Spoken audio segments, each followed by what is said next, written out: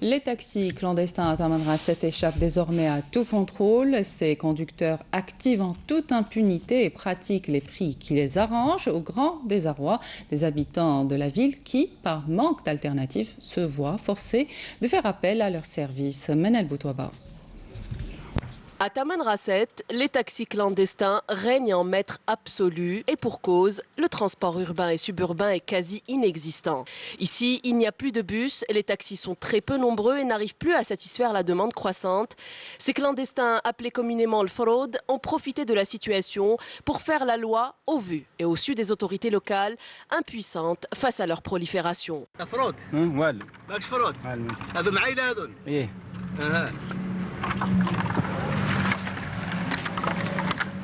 Combien vous coûte un taxi fraude? 100 dinars. Et combien vous coûte un taxi régulier? 80 dinars. Ils stationnent juste devant nous, prennent nos places et nos clients devant nos yeux, mais on ne peut rien faire. Les commissions spécialisées au niveau de la direction des transports font ce qu'elles peuvent pour sanctionner ces taxis clandestins. Ici, nous sommes au siège de la société de transport urbain et suburbain de Tamanrasset qui ressemble plus actuellement à une fourrière. Sur les 10 bus acquis, 9 sont en panne. Leur réparation reste impossible pour le moment par manque de pièces détachées.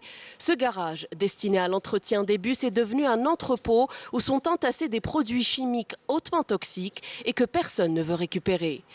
La société n'a actuellement aucun plan de transport et les travailleurs sont en situation de chômage forcé après seulement 5 années d'activité dans une wilaya où l'absence d'investissement privé dans le secteur du transport reste injustifiée et les déclarations totalement contradictoires.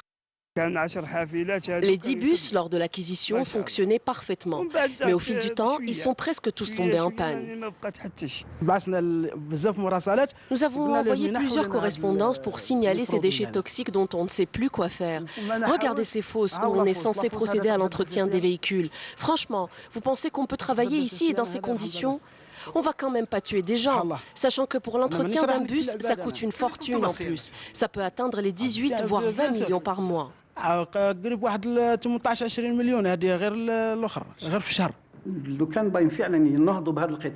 Si les autorités veulent vraiment lancer ce secteur sensible, ils doivent lui aménager un siège digne de ce nom, comme toutes les autres wilayas, avec un espace réservé à la mécanique, au lavage, au stationnement.